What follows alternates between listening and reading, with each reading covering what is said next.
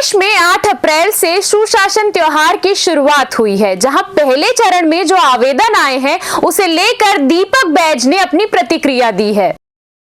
दीपक बैज ने कहा है कि कैसा सुशासन त्योहार, जहां 40 लाख पेंडिंग शिकायतें हैं, जहां उनके पूर्व मंत्री ही खुद चिट्ठी लिखकर सरकार की पोल खोल रहे हैं, वहीं राष्ट्रपति के दत्तक पुत्र बैगा जनजाति ही प्रदेश में सुरक्षित नहीं है और सरकार सुशासन त्योहार प्रदेश की जनता की गाड़ी कमाई को लुटाकर मना रही है।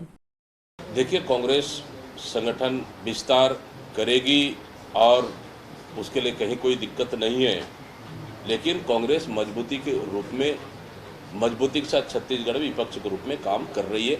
सरकार के छोटे बड़े मुद्दों को लेकर लड़ाई लड़ रही है और जनता तक हम पहुंच रहे हैं। भारतीय जनता पार्टी में संगठन को लेकर उनके यहाँ तो कई नियुक्तियाँ, हम लोग से ज़्यादा नियुक्तियाँ पेंडिंग है, पहला चीज़। दूसरा, उनके यहाँ तो सबसे महत्वपूर्ण और जिम्मेदारी है कि दो मंत्रियों के पद खाली है, उसको तक नहीं भर पा रहे।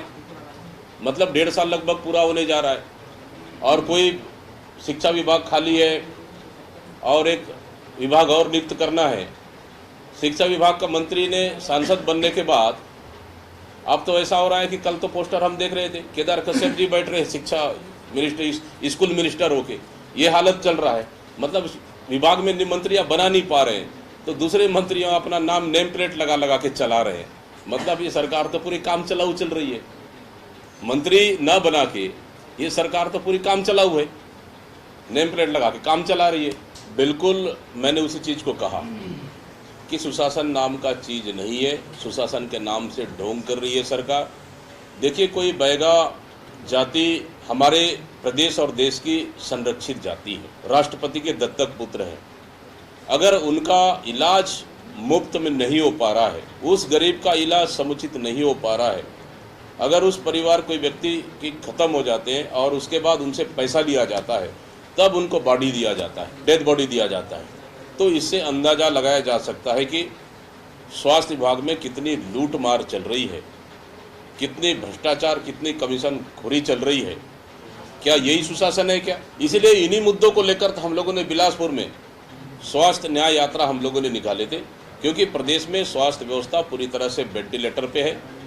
बीमार हमारे आम नागरिक नहीं, बीमार तो ये सरकार हो गई है स्वास्थ्य विभाग के मामले में।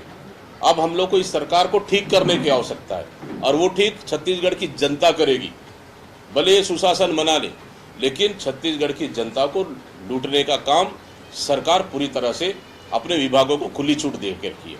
अब चिट्ठी लिखना, खुलेआम चिट्ठी लिखना, सार्वजनिक चिट्ठी लिखना, सुशासन का पोली तो खोल रहे हो भाई। कांग्रेस तो लगातार आरोप लगा ही रही है कि सुशासन नहीं, ये टाइम पास है, और उनके लोग ही अगर चिट्ठी लिखकर उनके अवगत करा रहे हैं उनकी कमियों को, तो कहीं ना कहीं सुशासन का पोल तो खोल रहे हैं। इससे अंदाजा लगाया जा सकता है कि सुशासन के नाम से पूरी तरह की जनता की गाड़ी कमाई का अपव्यय कर रही है, दुरुपयोग कर रही है सरकार, और उसका कहीं ना कहीं पूरा पोल बृजमोहन अग्रवाल जी खोल रहे हैं। CCN शार्क न्यूज के लिए ब्यूरो रिपोर्ट।